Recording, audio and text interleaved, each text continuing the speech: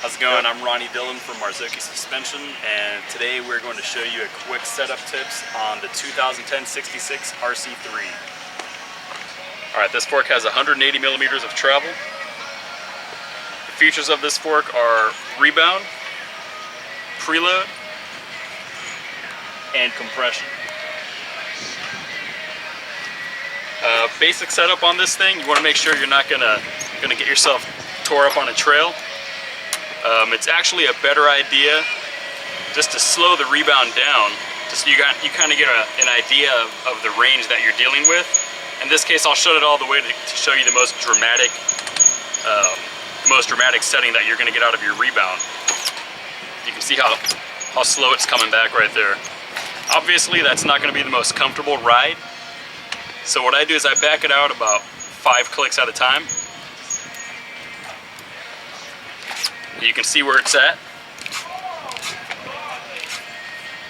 and then start going like maybe 1 to 2 clicks at a time. And basically, you want your front fork to be just a little bit slower than your rear end. So that seems about right there. Just take your time with the adjustment. It isn't something you have to hurry with. I'm not saying that my adjustments are, the adjustments you want to stick with. Just make sure you're comfortable with, the setting that you choose, and take it on a couple different runs. For preload, a lot of people actually like to run a very light preload setting. If you find yourself having to crank way too much preload into your suspension setup, it's time to start maybe looking at a different spring. Or in the case of the 66, you can actually just add a small amount of air preload if you figure out that you don't want to run your max coil preload. You have a max PSI in this fork of 10 PSI. You don't really want to go anything over 10 in this fork.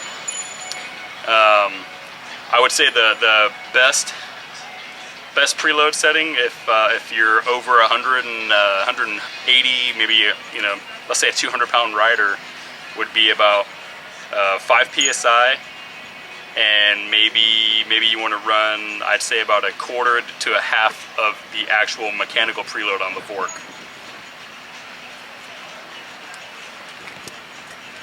Compression is a whole other animal. You see a lot of people out there that are complaining about the way their fork feels, and they're not really sure of what their compression is actually good for. So in most cases, like on this fork, it was only clicked in three total clicks, which is pretty common for most riding. On a lot of rides, I would suggest just starting off with the compression wide open. Check things out, see where you're at, see what you're gonna run into, and start making adjustments from there. And don't make dramatic adjustments with the compression. Just start with maybe 1 to 2 clicks, and find a section of the trail that you can session over and over, and play with your compression right there. I wouldn't imagine you're going to get anything on some really fast stuff. You're not going to get any more than maybe 2 or 3 clicks into the compression. If you're hucking big and the drops and jumps are far between each other, then you can start giving it a little more compression. And at that point in time, you might even want to start looking at slowing down your rebound, just so you're controlling how fast how fast the bike is actually going to come back at you when you get ready to position yourself for the next drop. That's that. Just take your time with the setup. Don't rush into anything, and don't play with anybody else's knobs. Leave everybody's settings on their own.